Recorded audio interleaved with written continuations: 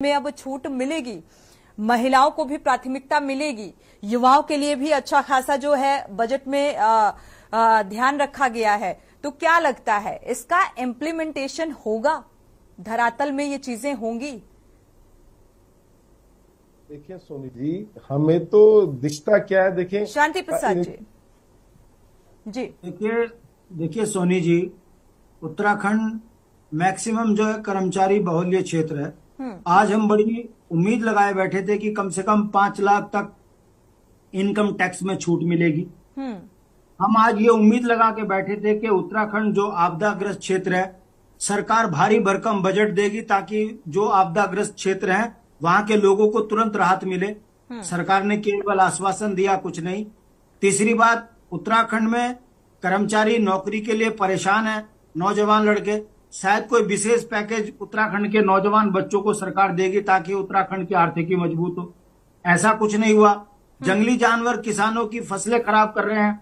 हम सोच रहे थे कि इसको लेकर भी सरकार किसानों के लिए एक भारी भरकम रकम तय करके रखेगी कि यदि किसी की फसल खराब होती है या किसी के बच्चे को मारते हैं तो सरकार उसको ये मुआवजा देगी।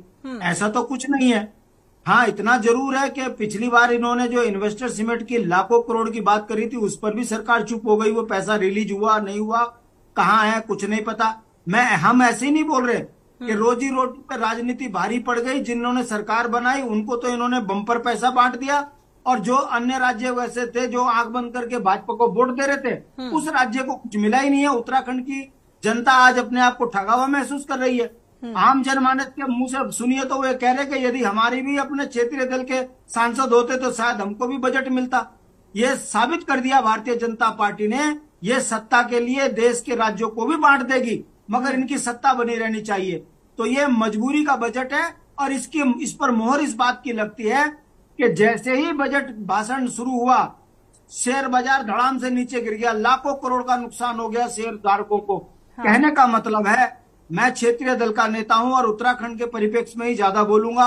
हम अग्निवीर की मार तो झेल ही रहे थे, बेरोजगारी की मार तो झेल ही रहे थे, अब हम राज्य की उपेक्षा की मार भी झेल रहे हैं। और यदि बजट में भी हमको केवल आपदा के नाम पर, बादल फटने के नाम पर जो है केंद्रीय वित्त मंत्री ये कहेगी कि हम तुम्हें देंगे, मतलब कोई बजट तय नहीं, और बिहार वालों को 11,000 करोड़ रिलीज करेंगे, तय कर दिया। आंध्रा में जो है 26,000 करोड़ की योजनाओं की घोषणा कर दी। मेरा कहने का मतलब है, यह भारतीय जनता पार्टी समाज को जिस तरीके से राजनीतिक चश्मे से बांट रही है, उससे आप कह सकते हो कि सोना चांदी सस्ता करने से देश की आर्थिकी मजबूत नहीं होगी।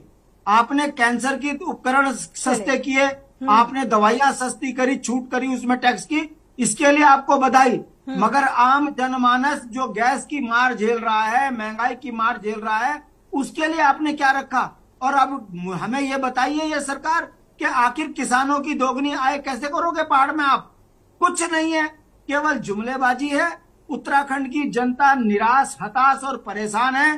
वो इस बात को लेकर है कि हमने तीसरी बार भारतीय जनता पार्टी को बम्पर वोट देकर जो है संसद में सांसद भेजे, मगर उन सांसदों ने उत्तराखंड के लिए एक शब्द नहीं बोला, जिसका परिणाम है कि मोदी जी केवल ऊपरी प्यार तो दिखाते हैं कि हम उत्तराखंड को प्यार करता हूं, मगर जब आर्थिक मदद देने की बात आती है, जी का रुख करेंगे। प्रदीप कुकरेती जी, बिल्कुल। इन्हें बंगालियों को मूल निवास की चिंता है, मगर पहाड़ियों की आर्थिकी की मजबूती की चिंता नहीं है। इससे पता लगता है कि ये मजबूरी का बजट है, और रोजी रोटी पर राजनीति भारी पड़ गई है। और उत्तराखंड के सांसदों की जो उपेक्षा संसद में मोदी जी की सरकार ने करी है, ये उसी का परिणाम है कि इस बजट से उत्तराखंड का कर्मचारी, उत्तराखंड का किसान, उत्तराखंड का नौजवान, उत्तराखंड का व्यापारी बहुत निराश है। और इस बजट ने यह तय कर दिया है कि ये सत्ता के लालच में अपनों को पैसा बांटेंगे, अन्य राज्यों की ऐसी उपेक्षा करेंगे।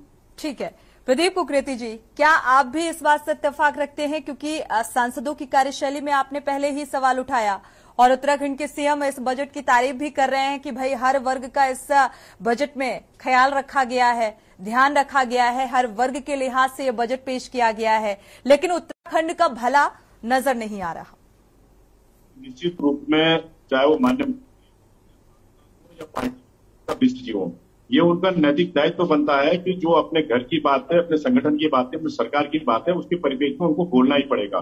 लेकिन क्योंकि हमने इस राज्य आंदोलन में एक कंगड़ के रूप में हमें भी प्रतिभाग करने का अवसर प्राप्त हुआ, और राज्य आंदोलन के पीछे मकसद भी यही था कि हमारे जो रोजगार होगा, हमारी एक व्यवस्था होगी।